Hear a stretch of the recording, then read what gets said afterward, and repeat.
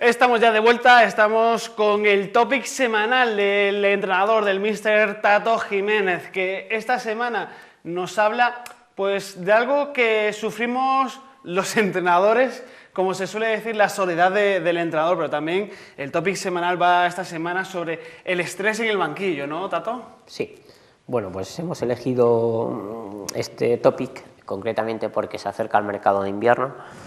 Nos guste o no nos guste, el fútbol es así, suele haber relevos, el entrenador siempre está sometido o estamos sometidos a la justicia de los resultados, y a veces no es que no lo hagas, no es que tú lo hagas mal, es que no sale, y si los rectores estiman que el rendimiento del equipo es superior al que tú estás dando, pues ellos buscan un cambio, un revulsivo, una persona que pueda dar otro aire.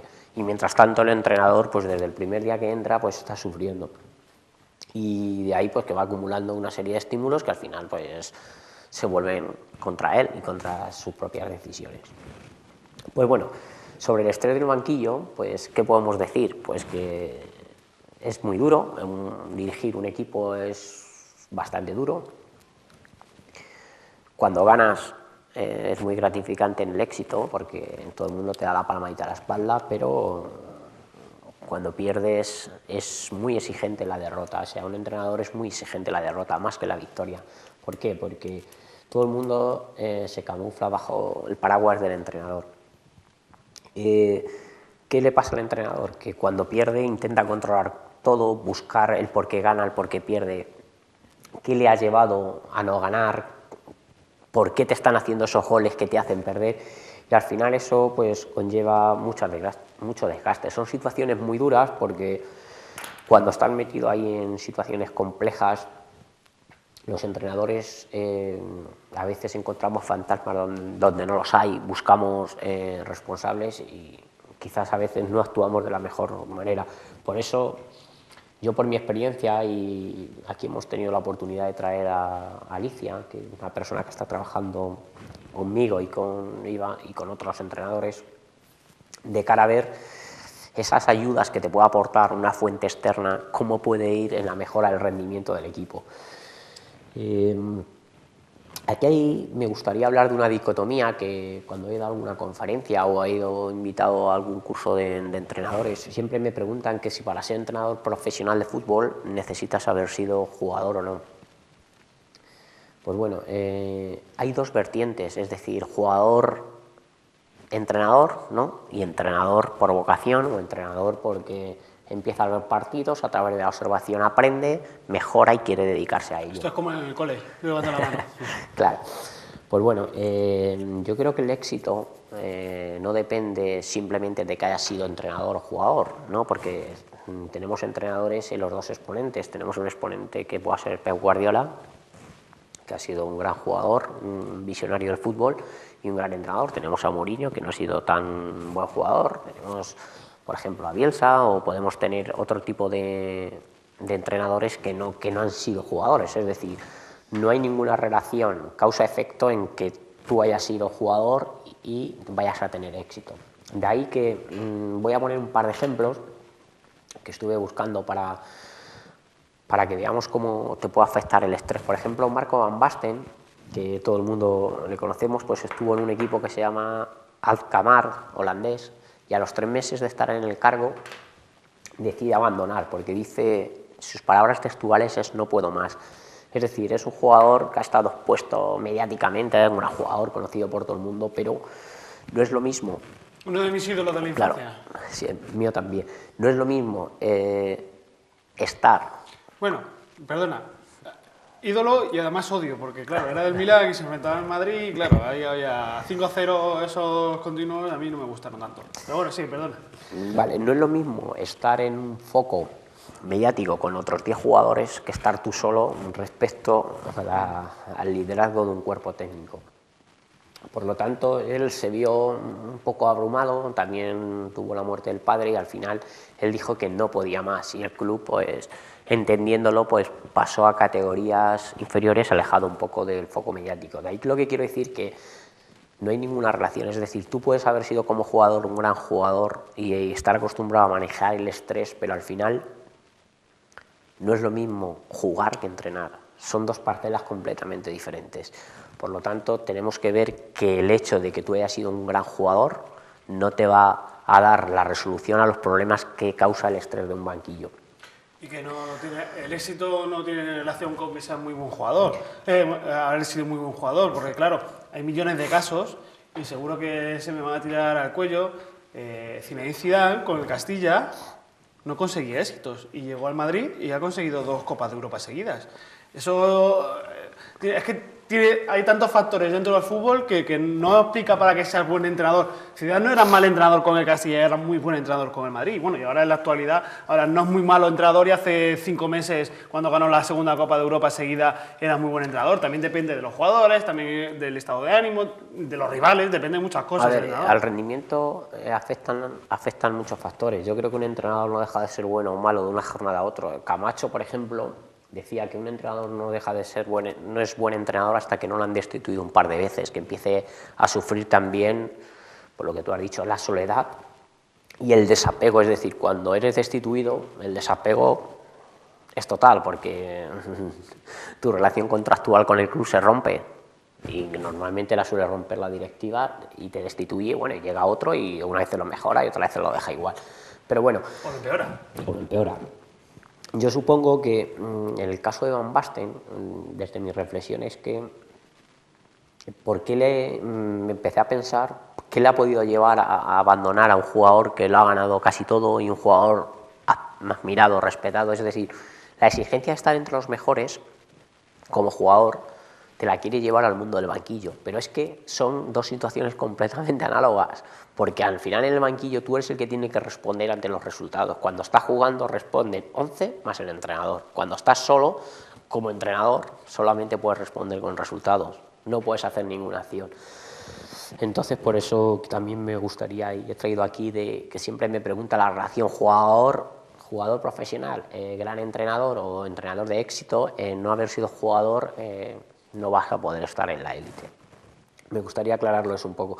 Luego también Manu Sarabia, pues bueno, él dice que un jugador bastante importante del Atlético y ha entrenado a categorías inferiores, decía que la decisión de Van Basten a él no le sorprendía, porque es diametralmente opuesta la conducta que emite un jugador, como él había sido jugador y entrenador, la conducta de un jugador a la de un entrenador. ¿Por qué? El entrenador está evaluado constantemente. El jugador puede perder un balón y al momento meterte un gol y te quedas con el gol, pero el entrenador, por ejemplo, decide sentar a 2, pierdes el partido y ya tienes la responsabilidad porque no has sabido ver que tus 2 mejores jugadores, o haces un cambio pensando en que va a ir mejor al equipo, va a peor, y al final es el entrenador el que ha hecho que el rendimiento empeore. Entonces, bueno, pues la realidad me dice que entre jugador y entrenador, y el estrés que provoca es que, por ejemplo, el entrenador tiene muy poca capacidad de intervención durante el juego, cosa que a veces los entrenadores nos vanagloriamos. Hemos ganado porque he cambiado el modelo, porque he puesto a un extremo a banda cambiada, y no, al final tus acciones son muy limitadas. El rendimiento siempre o normalmente va a depender del propio jugador. De ahí que una de las causas por las que el entrenador sufre más es porque su capacidad de intervención es mínima. Es decir, por ejemplo, cuando se produce un fallo en defensa, ¿qué responsabilidad tiene el entrenador? No creo que ningún entrenador diga: yo quiero que se escurra al central, que le bote el balón y nos hagan gol. Nadie dice eso, y eso pasa y nos pasará, y ojalá y no nos pase, por lo menos a mí. Al rival que me enfrente, oye, pues cuantas más veces le pase, mayor éxito va a tener mis equipos. Pero realmente la intervención del entrenador está cada vez, digamos, más medida y más limitada, y eso te hace estar sobreevaluado, y a veces pues tienes que tomar decisiones, y el que toma decisiones, ¿qué le pasa? Que se equivoca, ¿no? Y eso es una de las cosas que nos hace estar cerca del foco. No has hablado en defensa, pero en ataque, cuando un jugador falla ocasiones y a la jugada siguiente te marcan un gol, ahí tampoco actúas, o solo le vas a decir a un jugador: no, falla esta ocasión, vamos a ponerle emoción al partido. Tampoco le dices eso. No, a ver... Y eso no se puede trabajar, no, ¿verdad? A ver, los errores, pues bueno, puedes trabajar algún concepto táctico, pero una decisión individual, por ejemplo, ya otra vez pusimos un ejemplo, cuando Beckham estaba en el Madrid que lanzaba esas faltas, ¿quién le decía que pusiese así el tobillo? Nadie. Él, su biomecánica le permitía hacer esos desplazamientos. Es imposible poder corregir a Beckham o el tiro este tan famoso que hace Ronaldo, o las que pone Messi o cualquier otro jugador profesional. A veces hay conductas que tú no las puedes modificar. Continúa. Bueno, pues otra de las cosas que me llama mucho la atención es la responsabilidad que tienes que asumir en cada decisión que tomas. Como futbolista, pues tú te escondes entre 10. Como entrenador siempre estás tú solo. Los entrenadores, a la hora de tomar responsabilidades, pues bueno, a veces somos autocráticos, por eso somos los entrenadores, y a veces no escuchamos, y eso es lo que nos hace decir, a veces me he tenido que dejar guiar por mi segundo, o si me ha dicho el fisioterapeuta que aún no estaba, ¿por qué le pongo de titular? A veces tú piensas que sí está. O sea, esas decisiones, esa responsabilidad es lo que te va generando un estrés. A veces no lo pones y piensas, lo tenía que haber puesto. Todo eso te va mermando. Cuanto más cansado estás, cuanto más desgastado estás, cuanto menos te acompaña el resultado, va aumentando el riesgo de cometer errores en las decisiones. Por eso que el entrenador tiene que estar siempre, siempre, siempre convencido de lo que hace. El jugador va a detectar si el del entrenador tiene dudas o no tiene dudas. Si eres capaz de transmitir lo que tú haces y por qué lo haces, el jugador confiará en ti. Por eso tenemos que tener como entrenadores una cosa clara. El entrenador siempre va a perjudicar al colectivo. El por qué. Hagan lo que haga un entrenador, al final siempre va a haber 2 que no vas a llevar, 2, 3 que no llevas convocado, 2, 3 que no juegan. En mi trayectoria como entrenador no conozco a ningún jugador que me diga, míster, muchas gracias por no convocarme porque no he dado el nivel esta semana para estar entre los 11. O gracias por cambiarme o gracias por dejarme en el banquillo, ¿no? Claro, eso al final desgasta, o sea, desgasta al entrenador, desgasta la relación con el jugador.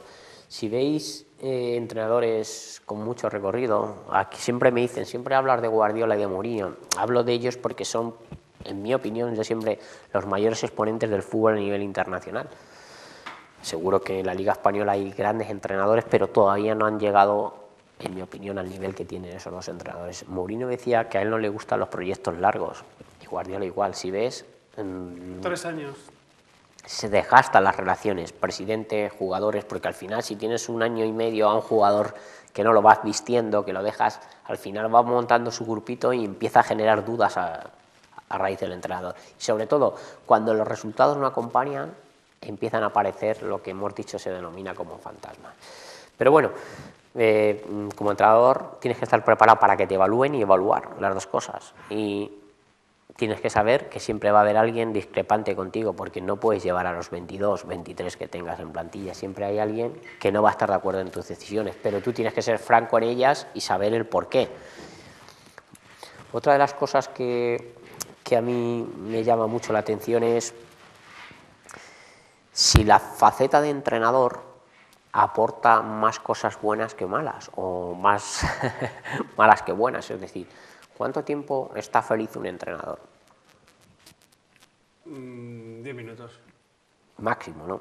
Máximo. Cuando termina el partido vas al vestuario, felicitas a los jugadores y te vas a casa y ya estás pensando en el siguiente partido. Mira, una psicóloga que ha trabajado con Pepe Mel y con muchos entrenadores, por ejemplo, en el Betis, que aquí en esta casa hemos mencionado... Psicóloga. Patricia Ramírez. Decía que los entrenadores tienen su profesión, disfrutan de ella, o sea, pero no tienen el momento para poder disfrutar de ellos mismos y de su profesión. No hay momentos de felicidad. Mira, un entrenador gana y está pensando ya en el otro partido. A ver, se me ha lesionado tengo que poner al otro. 5 cartulinas. A ver, el equipo siguiente, ¿cómo juega? El jugador ha hecho ya su trabajo. Llega el lunes al vestuario, todo contento, y está esperando a ver qué le dice el míster, lo bien captado. Y luego tú tienes que preparar el siguiente partido, tienes que preparar la charla prepartido, tienes que iniciarte cómo vas a jugar de cara a la siguiente semana.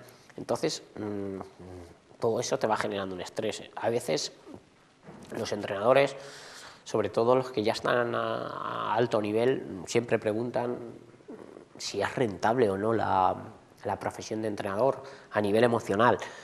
Es posible que a nivel económico, sobre todo en el alto nivel, merece la pena estar criticado por la solvencia económica, ¿vale? Pero a veces en categorías Tercera, y de ahí para abajo ni te cuento, incluso segunda vez. no es fácil disfrutar de la profesión.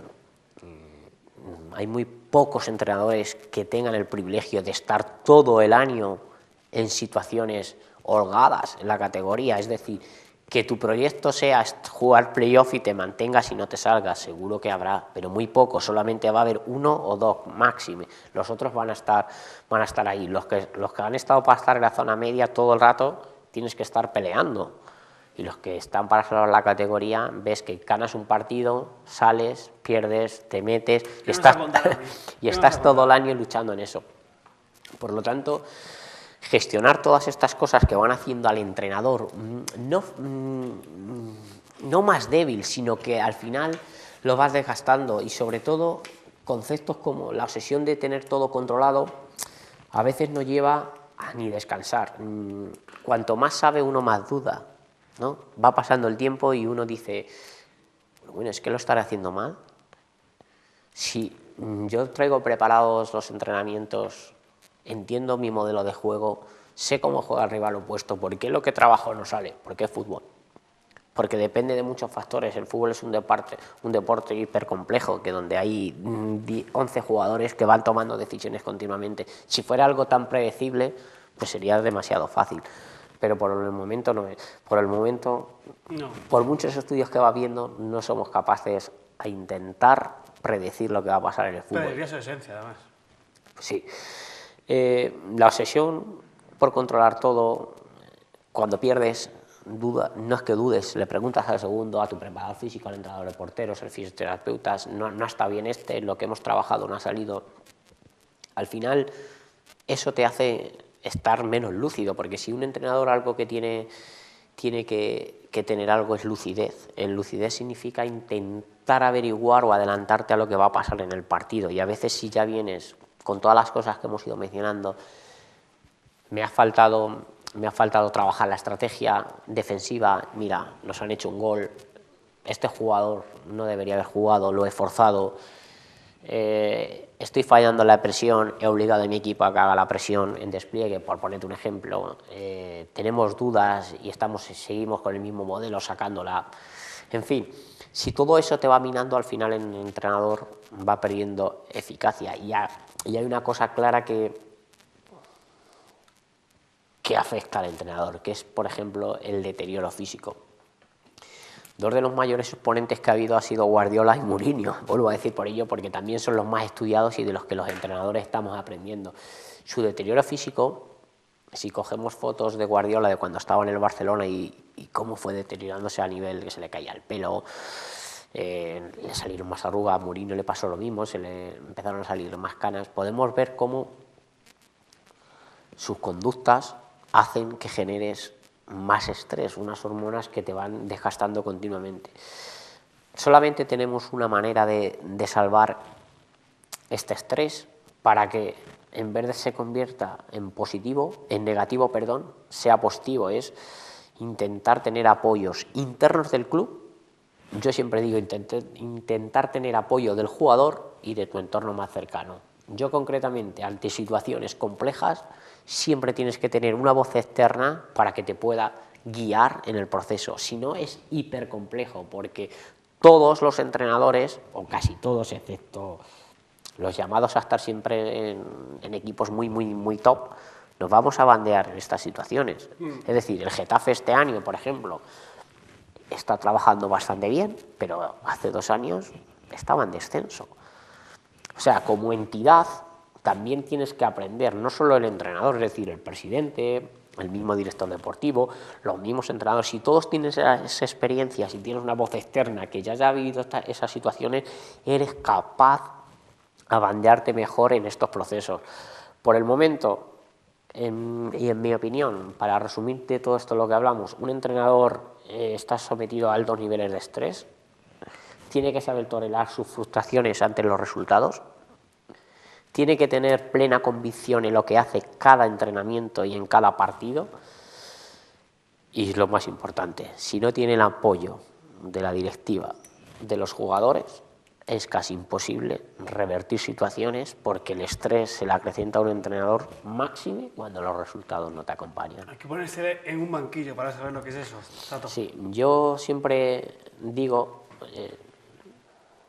no sé si esta coletilla, es decir, ser entrenador no es tener un título, es vivir derrotas, empates, que te cesen, que vayas a entrenar y que un jugador te reproche lo que estás haciendo, que tomes una decisión y vaya en tu contra y tengas que admitir que te has equivocado, que tengas que hablarle a un periodista cara a cara y te esté enjuiciando tu trabajo porque quizás él tenga las armas suficientes para enjuiciar tu trabajo y sepa responderla.